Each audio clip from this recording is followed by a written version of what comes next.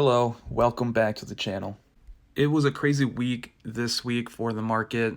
Everything basically went up that I own, and Robinhood was definitely the account that made the most profit. So we'll talk about that and focus a little bit more on my Robinhood account this week. In my Robinhood account, I have primarily Tesla, Apple, 𝗦𝗦𝗧𝗏, CRISPR, and 𝗦𝗨𝗣𝗣𝗢𝗏, as well as MongoDB.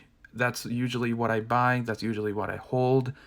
And as you can see from the picture in your display, this week those companies helped me propel my account to increase it by about $1,500, which is pretty crazy. You can also see it's almost 9% week over week gains. And I just wasn't expecting this for the first trading week of the year.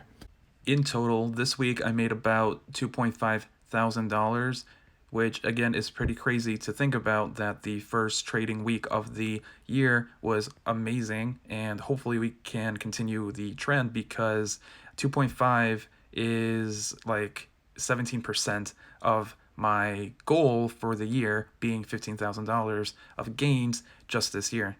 To emphasize exactly what I mean, this chart has the metric I am talking about. The 2021 return goal is at 16.8%.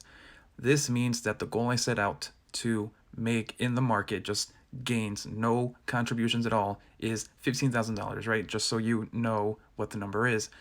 And I am 16.8% or almost 17% of the way there already in the first trading week of the year.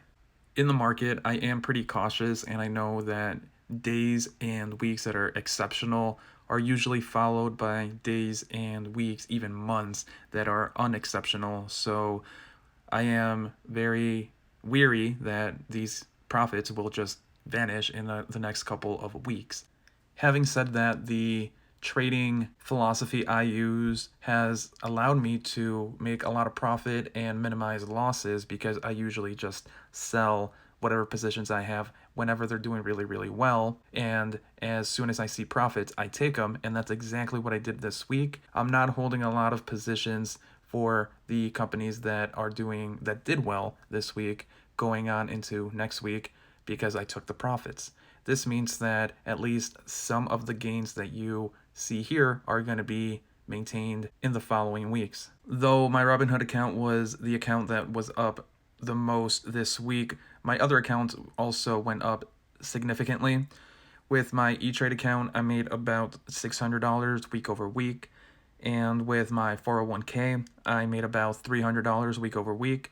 And lastly, the one that performed the least, my Vanguard IRA, was only up about $200 week over week. Though I am not able to sell any of the positions that did really well this week in my 401k and my ESPP/E-Trade account, I am able to do so in my IRA. Although, like I said, that's the one that performed the least well this week, so selling anything from that account is not really needed because it just didn't make a lot of money in that account in general. There is a rule that some investors follow that basically state that you don't sell your winners, you sell your losers.